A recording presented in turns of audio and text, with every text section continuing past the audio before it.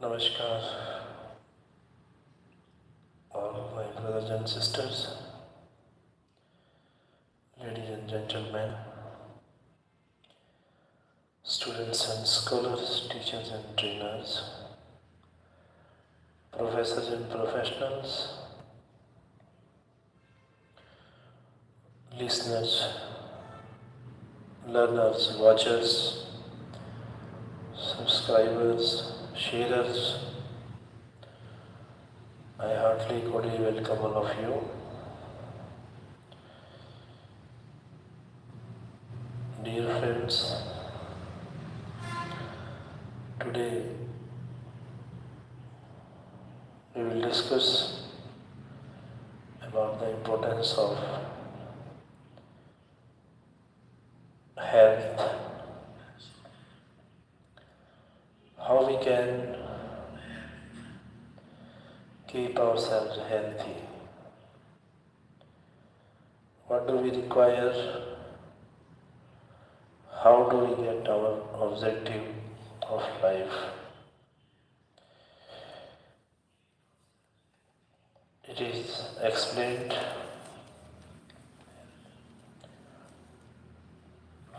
in pollution, reducing your vitamin D.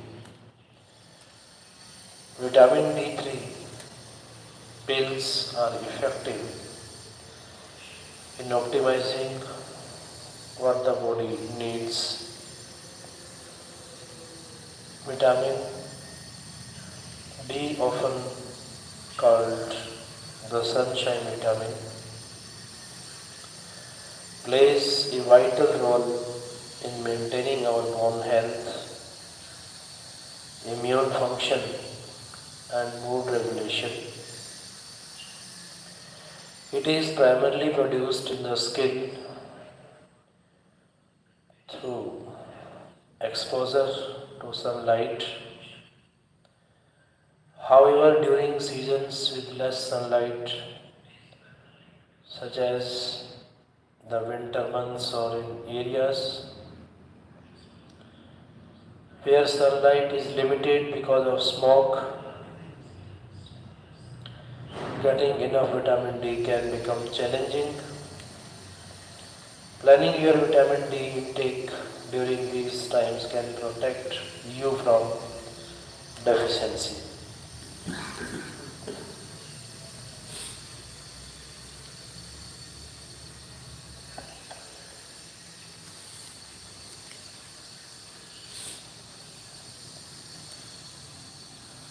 Understanding vitamin D.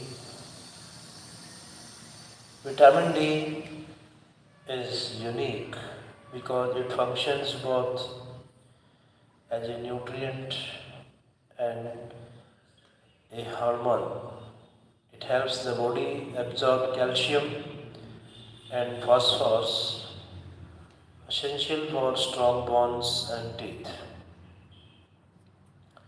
It also plays a role in immune function, muscle health, and debilitating inflammation. The body naturally produces vitamin D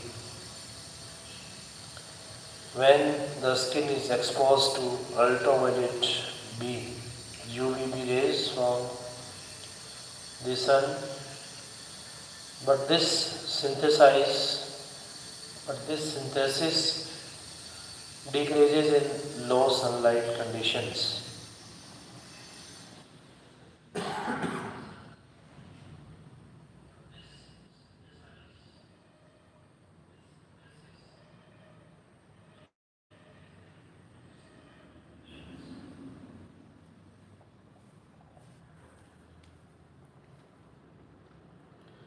Besides lack of adequate sunlight, people with darker skin who have higher levels of melanin cannot produce enough vitamin D from sunlight. Older adults, those with obesity, digestive disorders and kidney disease cannot process enough vitamin D. How to increase your intake of vitamin D even during low sunlight? Try to go outside. Although UVB rays are less intense in winter, short bursts of sunlight exposure, typically around 15 to 30 minutes, can still stimulate vitamin D production. Exposing your face, arms, or legs to sunlight during midday when the sun is at its peak is especially beneficial. However, the time needed depends on various factors including skin tone and location. Focus on dietary sources like fatty fish such as salmon, mackerel, tuna, and sardines. When should you take supplements? Only when you are unable to get enough vitamin D from sunlight or food sources. Vitamin D supplements are available in two forms, vitamin D2 and vitamin D3. Vitamin D3 is more effective in raising blood levels of vitamin D.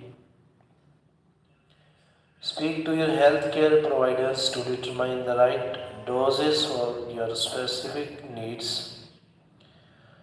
The general recommended daily intake for vitamin D varies, but it typically falls within the following range. Adults 600 to 800 IU international units per day. Older adults 800 to 1000 IU per day. Children 400 to 600 IU per day. Get your vitamin D levels checked, especially if you live in areas with limited sun exposure or have risk factors for deficiency. A simple blood test can measure your vitamin D status, and your doctor can recommend an appropriate supplementation plan based on the results. How diet supports how diet supports cancer therapy.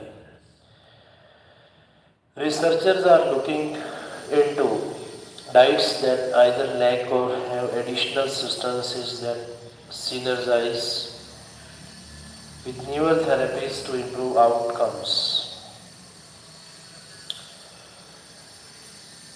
Former cricketer Navjot Singh Sidhu stirred up a controversy when he said that after doctors gave up, his wife recovered from breast cancer by following a strict diet. Fasting for long hours, cutting out dairy and sugar, and consuming neem leaves and turmeric. More than 260 oncologists at Mumbai's Tata Memorial Hospital immediately stepped in to dispel the cricketer's diet as cancer cure argument, saying there was no high quality evidence to support his theory. While research is ongoing for some of these products, there is no clinical data currently to recommend their use as anti-cancer agents. We urge the public not to delay their treatment by following unproven remedies, they wrote in a letter. While diet alone may not cure cancer, experts say it has an extremely important role to play when it comes to their treatment as well as prevention. It is crucial as it helps patients get the nutrients they need to maintain their body weight and strength, keep body tissues healthy, and fight infection. Eating clean is not enough for cancer patients. Their diet has to be supportive, which means it has to align with the type of cancer they have. Considering some cancers can change the way the body uses certain nutrients. A patient may seem to be eating enough, but the body may not be able to absorb all the nutrients from the food. That's why diet and cancer are like balancing each individual equation. For healthy people, eating the right food prevents buildup of body conditions that trigger tumor growth. Can diet prevent cancer? While long-term studies on daily diets of people are always challenging, participants may not recall what they ate, have a poor adherence to prescribed diets, consume foods in the wrong form. Researchers have been able to link certain food patterns with a lower risk of developing cancers. One of the most important factors is consumption of excess calories, which in turn can lead to obesity, thereby increasing the risk of several cancers such as those of the breast, bowel, and liver. A low-fat diet has been linked to a low risk of breast cancer, while a diet high in processed and red meats has been linked to higher risk of colon cancer. A Harvard study last year also linked a low carbohydrate diet to 24% reduction in all-cause mortality in diabetes, including deaths due to cancers. Diet has a very important role when it comes to cancer prevention because nearly 90% of cancers have environmental causes and only 10% are truly genetic. Environmental factors may include diabetes, hypertension, consumption of tobacco and alcohol, air pollution and chemicals, among others. Eating healthy will reduce the risk of a person's developing cancers related to faulty diets, says Dr. Shailesh Shrikhande, head of digestive cancer surgery, Tata Memorial Hospital, specializing in the treatment of colorectal cancer. Your diet is of utmost importance, he says. A diet with more meat is linked to a higher risk of colorectal cancers, which is 3 times more likely in the West than in India. High protein diets with less fiber are known to cause constipation.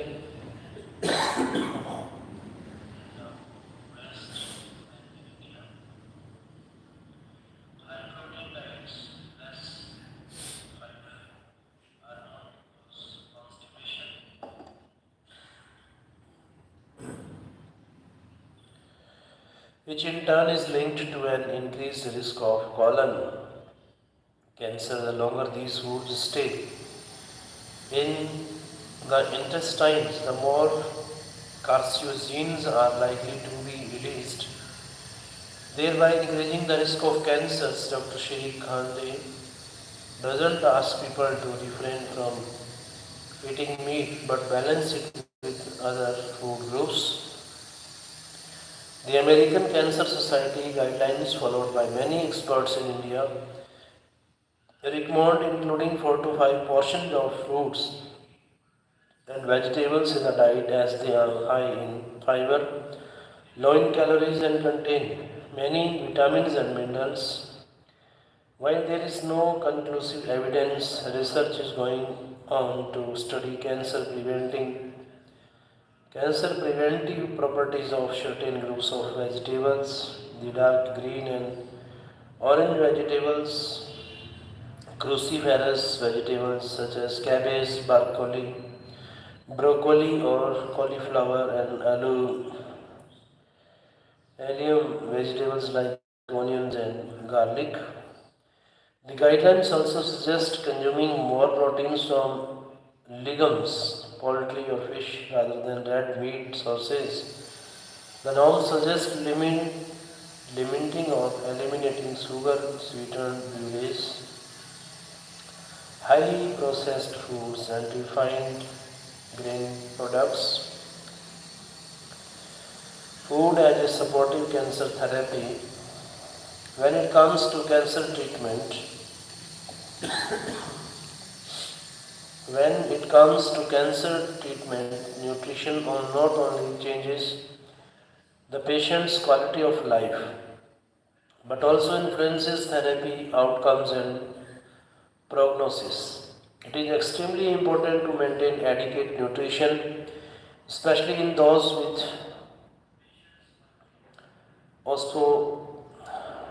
esophageal or gastrointestinal tract cancer who are unable to eat properly.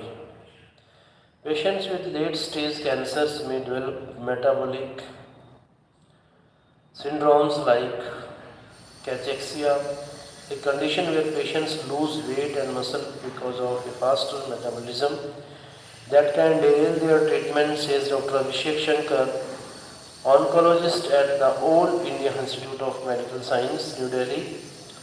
If a patient loses, for example, 5 kg while undergoing treatment, their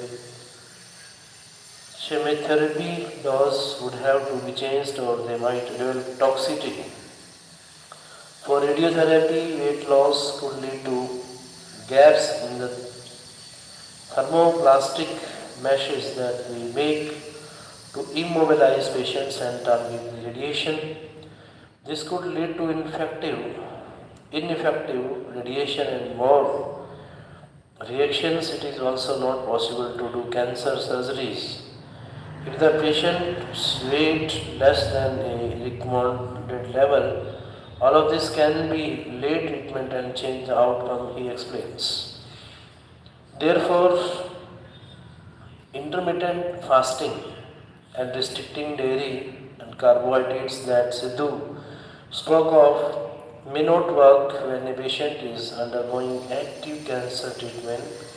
While there are laboratory and animal studies that show some beneficial pathways that may prevent cancer growth through time restricted eating, maintaining such a diet is practically not possible for a patient. Cancer and its treatment lead to a breakdown of muscles and other cells in the body. So we have to ensure that patients consume enough calories and protein to repair them. When a person is unable to consume a normal diet, fasting for several hours a day would mean they are not meeting their daily requirements and could become weaker and anorexic.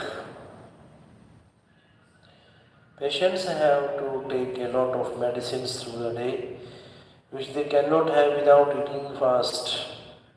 Without eating first, says Ritika Samadar, Regional Head of Clinical Nutrition and Dietetics at Max Healthcare.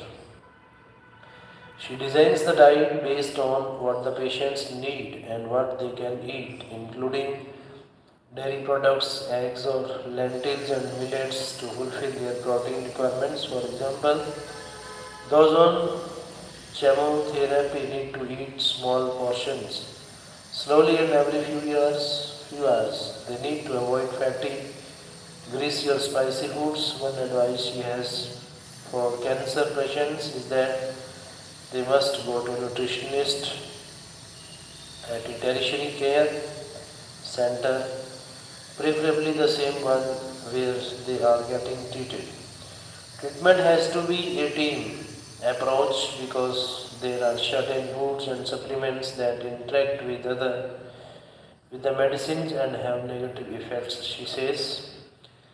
Dr. Aline Kande, Head of Nutrition and Dietetics, Dietetics at Mumbai's Sir H.N. Reliance Foundation Hospital and Research Center says there is some evidence suggesting that certain foods can improve treatment outcomes for cancer patients. Although the research is still ongoing and the findings are not definitive to revise current protocols, curcumin, the active ingredient in turmeric, may inhibit growth of cancer cells and reduce inflammation. Cruciferous vegetables like broccoli and cauliflower may lower the risk of cancer as they contain antioxidants, vitamins, and phytochemicals like flavonoids and carotenoids. Omega 3 fatty acids in some fishes, flaxseed have anti-inflammatory properties and may improve immune function. Fermented foods like yogurt and kefir may help mitigate some side effects of cancer treatment, she says. Life after cancer. The role of diet and nutrition remains important even after a remission of cancers to keep relapse at bay. Obesity is a non-risk factor for some cancers such as breast cancer. So, after treatment, we would put the patients on a negative calories diet with less saturated fats. In other patients with, say, colon or esophageal cancers, where they lose a lot of weight during the treatment, the folks would be on a calorie dense diet to help them regain the weight and muscle size. Some other, all of this will have to be factored in with comorbidities that most patients have. Current research is also focusing on using diet and thereby the body's own metabolism as medicine for cancer treatment. What this essentially means is that researchers are looking into diets that either lack or have certain additional substances that work in synergy with newer therapies to improve treatment outcomes. This would make nutrition a key pillar of therapy but not the magic bullet. Love without fear. Online counselors are encouraging safe sex practices to lower HIV risk among young people who are now meeting on virtual platforms instead of traditional places. 25-year-old Sharad swipes right on a dating app. The moment he reaches office, he engages with a random profile, chats them up, gets them comfortable and encourages them to move to a WhatsApp chat box for freer conversations. I ask them about their sexual preferences, that fantasies. This can help me understand whether they are participating in high-risk sexual behavior. If they are, I give them tips on how to bring down their risk of HIV infection, says the counselor with Safe Jindagi, who connects with online daters across 587 cities. Sharad has signed up as a safe sex counselor across apps like Planet, Romeo and Grindr, but his job of winning confidence and trust remains difficult. At a clinic in central Delhi, he is one among 8 counselors on the Safe Zindagi platform, which encourages people to get home testing kits for HIV. If their results are positive, I connect them to their nearest testing center, he adds. With phase 5 of the government's National AIDS Control Program advocating virtual interventions, peer educators like Sharad can blend in easily to keep the spread of HIV infections in check and keep the numbers under control. Online dating has undoubtedly eased the risk of HIV among the group that had shifted from traditional spaces to virtual platforms which are difficult to track. Estimating the size of these groups and planning interventions to curtail the risk of HIV can be challenging. In India, 5 in a lakh people contact HIV every year, with nearly 25.4 lakh people living with it in 2023, according to a government report. A box full of benefits. In northwest Delhi's Sultanpuri, Anil collects boxes of condoms for gay men and sex workers he has connected with online. While he uses websites to date men himself, he also takes the opportunity to talk to them about HIV and other sexually transmitted infections. He is one of the 52 peer educators with Deepshikha, an organization that carries out such virtual intervention in partnership with the government. He has even created WhatsApp groups of people he connects with an apps to answer any questions they might have, direct them towards government testing centers, and provide them with tools for safe sex. He encourages them to sign up for safelore.com, a website developed in collaboration with the Delhi government that can assess a person's risk of contracting HIV, offer online counseling, allow them to book an appointment at any government center for testing, and provide condoms. Meanwhile, Safe Zindagi helps users access pre-exposure prophylaxis medicines that can be taken by high-risk individuals to prevent HIV infection. While these are not available as part of the government program, there is an increasing demand. More and more people are now aware of PrEP and want it. In fact, with all the advocacy around HIV, it is heartening to see many on their dating profiles declare whether or not they are on PrEP and when they last got tested, says Jalpa Thakur, program director of Accelerate that runs Safe Zindagi. Why online management has an edge?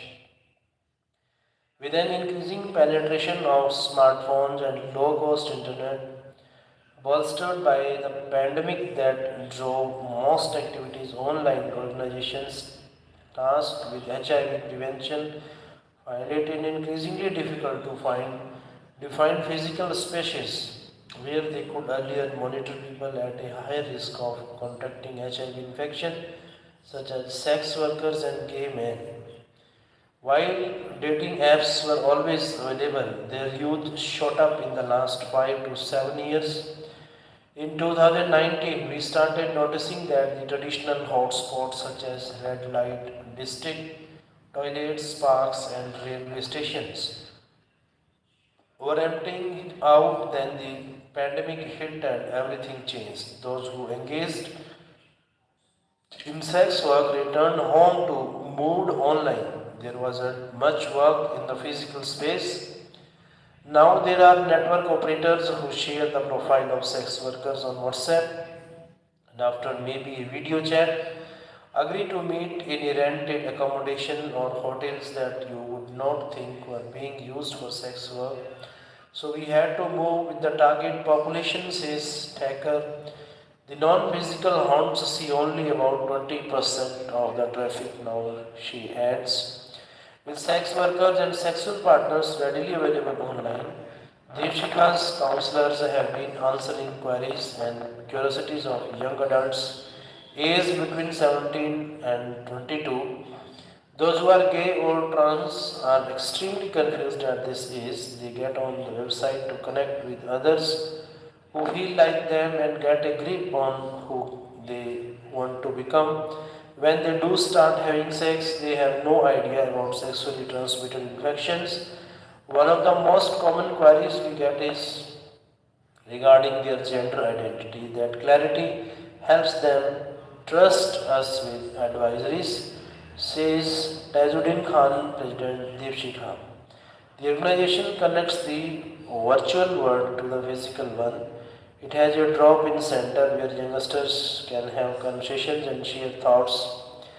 They are even free to dress up as they please here, something they might not be able to do at their homes. When we conducted a survey across these dating platforms in 2019, we found 15,000 people at high risk who were not connected to any safe sex programs. Now people are talking more and the numbers are much higher, says Khan.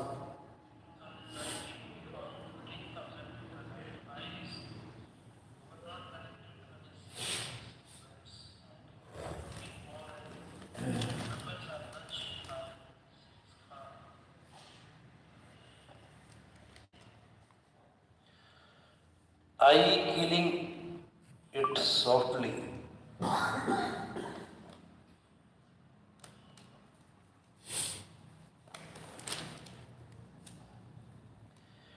Indo-Canadian Punjabi music sensation Karan Ujla, 27, on ruling the charts, staying true to his roots, his Bollywood debut with the hit Toba Toba, and why his upcoming India tour feels like home coming almost 4 years ago when Punjabi powerhouse Diljit Dosanjh wanted a sound. Looking back at his two-decade career,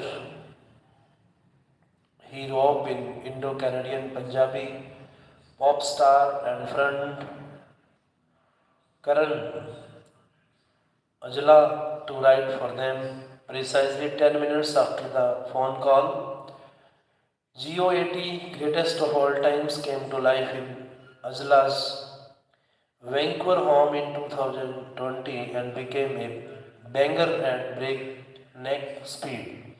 A staple and one of the most loved pieces at every Dosanjh concerts that followed thereafter, including the famed Coachella and his Dil Illuminati tour this year. It was also the final piece at Jimmy Fallon's The Two Night Show in June. Azula had dropped a cup dictated of sorts. The vibe landed and the song came with a power punch. Was laden with imagery unheard of in the mainstream industry of a Sikh entertainer being equated with Bollywood royalty icons. Dosanjh was already breaking social and cultural stereotypes by being a global superstar who wore his dastar turban and often a traditional folk outfit during his concerts. Ajla's line created a lyrical space where being a Sardar with all its symbols was actually cool. Many of us have always had an issue with the portrayal of Sikh characters in films, often caricaturized to suit directorial needs. Diljit had changed that this song by Karan Ojla sung succinctly portrays that, says popular Punjabi singer Jassi Gill. Ojla is a conversation with the Indian Express says that the boy working with Dosanjh pushed him to elevate his on craft songwriting feels instinctive to him and that he avoids overthinking. When I sit down to write, I let emotions and ideas flow freely. My surroundings, personal experiences, and the cultural background I come from all fuel my inspiration. Ultimately, I strive for authenticity in my lyrics. I want listeners to connect with the stories I tell through genuine emotions and relatable experiences. The connection is what makes my music resonate and I believe it's the cornerstone of my song writing process, see Uzula. This year he followed up GOAT and an album titled Making Memories 2023 with his Bollywood debut Toba Toba, an emetic combination of breezy rhymes, a cheerful flute, and a full piano melody paired with Punjabi lines, raving about a sterner in the throaty Malwai dialect. Toba Toba, a song he wrote, composed, and sang from an otherwise lost cause of a film, turned out to be one of this year's biggest hits from Bollywood, which has been banking on remixes to survive. Ujla says he intentionally kept the lyrics simple. Hindi really isn't me. I wanted to familiarize a lot more people with Punjabi, says Azula. Authentic Punjabi lines with a contemporary rakish energy was just the edge Uzla needed to get the song to ring up the charts. If Toba Toba offered Uzla phenomenal success, two Zunos considered the Canadian Grammys earlier this year from the Canadian Academy of Recording Arts and Sciences for his song Softly 2023, which goes by the line Channi Meri Rang De Lalaria, announced the arrival of a rare talent, while one was for being the breakthrough artist of the year. The other was the Audience Choice Award, which has previously gone to the likes of Avril Lavigne, Justin Bieber, and Shawn Mendes, among others. It also marked another first. It made Ajula the only Punjabi artist to land a Juno. The award, he says, was a reminder of staying true to my roots and pushing boundaries. This award celebrates the hard work and talent of countless artists in our scene. It highlights the global appeal of Punjabi music and shows that Indian artists are making their mark on the international stage. I hope this inspires more Punjabi artists to pursue their dreams and showcase the riches of our culture to a wider audience, says Ajula.